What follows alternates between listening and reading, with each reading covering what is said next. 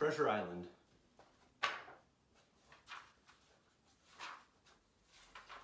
Chapter 1. A fine excitement in a quiet country life. I, Jim Hawkins, will write my tale. I will keep nothing back from you except the location of Treasure Island. I cannot tell you this because there are still treasures there to be found. My story begins long ago when my father was the innkeeper of the Admiral Benbow Inn. It was then that the old seaman with the terrible scar on his cheek first came to live under our roof. I remember him as if it were yesterday. He was a big, heavy man. A pigtail fell over the shoulder of his dirty blue coat. His hands were twisted and he had black broken nails, and that shiny white scar I will never forget. He looked along the seacoast and whistled to himself. Then, with a voice high and shaking, he broke out in an old sea song that he would sing so often after. 15 men on a dead man's chest, yo-ho-ho, and a bottle of rum. He was a silent man, but was used to being obeyed. We called him Captain. All day he hung about the cliffs with his brass telescope. All evening he sat in the parlor by the fire, drinking strong rum and water.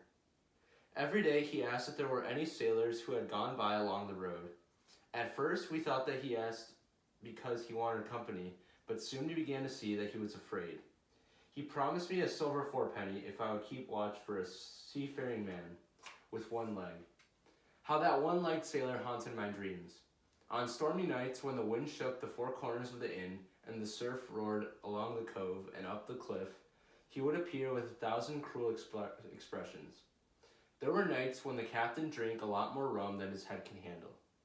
Then he would sing his wild sea songs. Sometimes he would call for glasses for all and would force the trembling company to sing along. Often I would hear the house shaking with yo-ho-ho and a bottle of rum.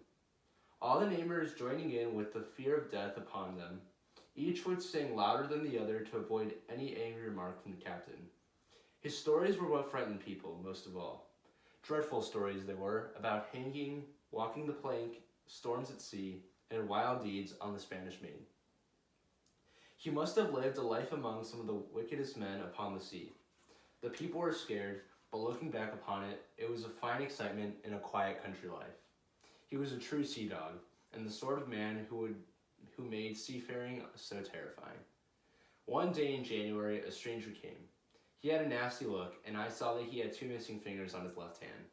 "Is my mate Bill here?" he sneered. The captain looked as though he had seen a ghost. "Black dog," he gasped.